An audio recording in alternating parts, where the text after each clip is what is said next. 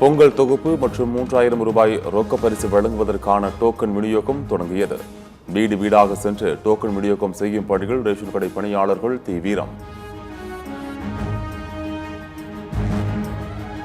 உள்ளத்தில் பொங்கும் மகிழ்ச்சி இல்லத்தில் கொண்டாட்டமாக நிறைய ஒவ்வொரு இல்லத்திலும் மகிழ்ச்சி பொங்கும் தைப்பொங்கல். அனைத்து குடும்ப அட்டைதாரர்களுக்கும் பொங்கல் பரிசு தொகுப்புடன் 3000 ரூபாய் வழங்குகிறது திராவிட மாடல் அரசு என முதலமைச்சர் ஸ்டாலின் பதிவு.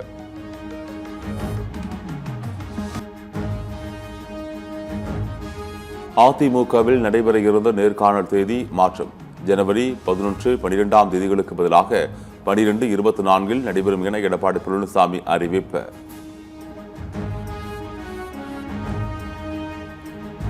திமுக மூத்த தலைவர் மறைந்த எல் கணேசன் உடலுக்கு முதலமைச்சர் மு க ஸ்டாலின் நேரில் அஞ்சலி. மறைந்த எல் கணேசன் குடும்பத்தினருக்கு முதலமைச்சர் ஆறுதல்.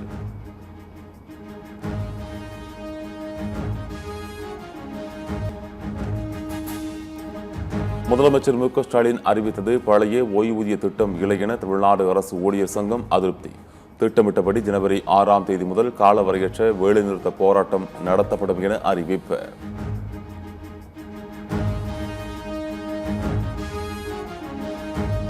எதிர்க்கட்சியாக இருக்கும்போது பொங்கல் பரிசாக 5000 ரூபாய் கொடுக்க சொன்னவர்கள் இப்போது 3000 ரூபாய் தருவது ஏன்? பழைய ஓய்வூதிய திட்டம் வரும் என ஏமாற்றி ஊதிய திட்டம் என அதிமுக எம்பி இன்பதுரை விமர்சனம்.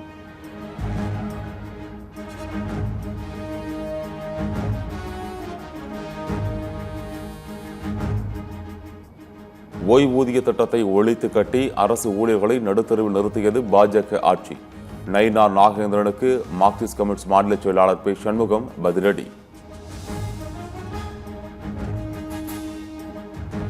தோல்வி மையத்தில் பொங்கல் பரிசு தொகை வழங்குகிறது திமுக அரசு. பாமக தலைவர் அன்புமணி விமர்சனம்.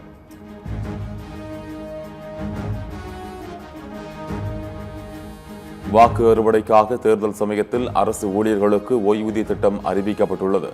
இடைநிலை ஆசிரியர்கள் தூய்மை பணியாளர்களை கண்டு கொள்ளாதது ஏன் என சீமான் கேள்வி. உங்களுக்கு தேர்தல் வரும்போது இதை அறிவிக்கிறதுனால இந்த வாக்கு அறுவடை தான். சம வேலை சம ஊதியம் கட்டு ஆசிரியர் போராடுறவங்களையும் ஒரு பொருட்படுத்துகிற மாதிரி இல்லை. அது அந்த கோரிக்கையும் நீண்ட காலமாக இருக்குது. இப்போ இவங்க எதிர்க்கட்சியாக இருக்கும்போது நாங்கள் நிறைவேற்றி தருவோம்னு சொன்னது தான். அமித்ஷா எத்தனை முறை வந்தாலும் தமிழ்நாட்டில் பாஜக கால் பதிக்க முடியாது. மத்திய அமைச்சர் அமித்ஷா புதுக்கோட்டை வருகை குறித்து தமிழ்நாடு காங்கிரஸ் கமிட்டி தலைவர் செல்வ பெருந்தகை விமர்சனம்.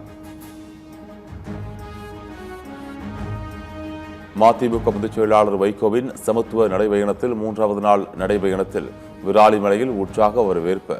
சமத்துவ நடைபயணத்தின் போது சிலம்பம் சுற்றிய மதிமுக பொதுச் செயலாளர் வைகோ.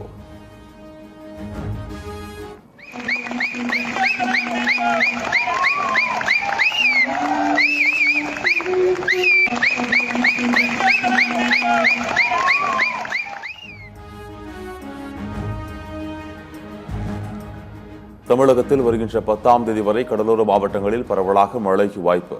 சென்னையில் பனிமூட்டம் காணப்படும் என வானிலை மையம் தகவல். உதகை அருகே தேயிலை தோட்டத்தில் சுற்றி வரும் புலியை பிடிக்க வனத்துறையினர் தேடுதல் வேட்டை. ட்ரோன் கேமராக்கள் மூலம் வனத்துறையினர் கண்காணித்து வருகின்றனர்.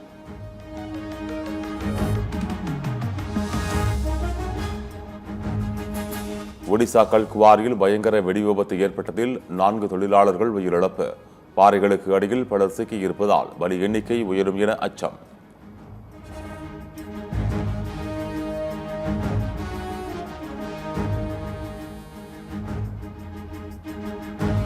ஜம்மு காஷ்மீர் சோனமாக் வெள்ளத்தாக்கு முழுவதும் பனிப்போர்வை மூடியது போல காட்சியளிக்கிறது. பனிக்கட்டிகளை அள்ளி வீசி சுற்றுலா பயணிகள் உற்சாகம்.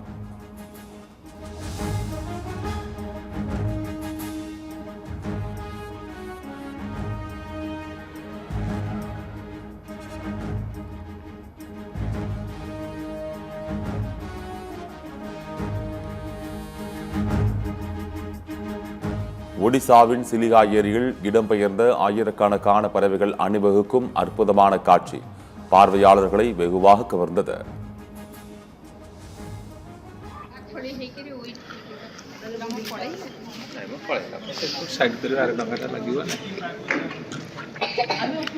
କରିକି ଛାଡ଼ିଦିଅ ଗୋଟେ ଆସିଲା ପରେ ଆଉ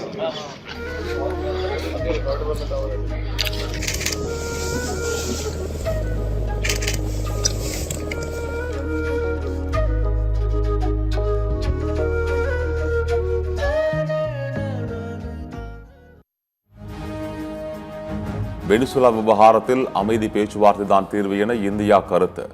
அமைதி பேச்சுவார்த்தை நடத்த இந்தியா அழைப்பு. வெனிசுலா அதிபர் நிக்கோலஸ் மற்றும் அவரது மனைவியை அமெரிக்கா உடனடியாக விடுதலை செய்ய வேண்டும். சர்வதேச சட்ட விதிகளை அமெரிக்கா மீறிவிட்டதாக சீனா கண்டனம். தன்னை கோழை என கொக்கரித்த வெனிசுலா அதிபர் நிக்கோலஸ் மதுரோவை பழிதீர்த்த ட்ரம்ப். முடிந்தால் என்னை கைது செய்து பார் என ட்ரம்பை விமர்சித்து மதுரோ ஆக்ரோஷமாக பேசியிருந்த வீடியோவுடன் அவர் கைதான வீடியோவை சேர்த்து வெளியிட்ட அமெரிக்க வெள்ளை மாளிகை. பாகிஸ்தானில் பயங்கரவாத அமைப்பினர் நடத்திய துப்பாக்கிச் சூட்டில் போலீசார் 4 பேர் உயிரிழப்பு.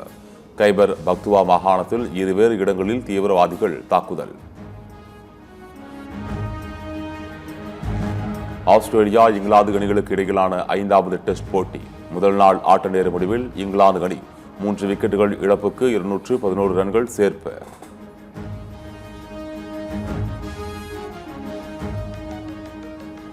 T20 உலகக்கோப்பைக்காக பங்களாதேஷ் அணி இந்தியாவுக்கு வர வாய்ப்பில்லை.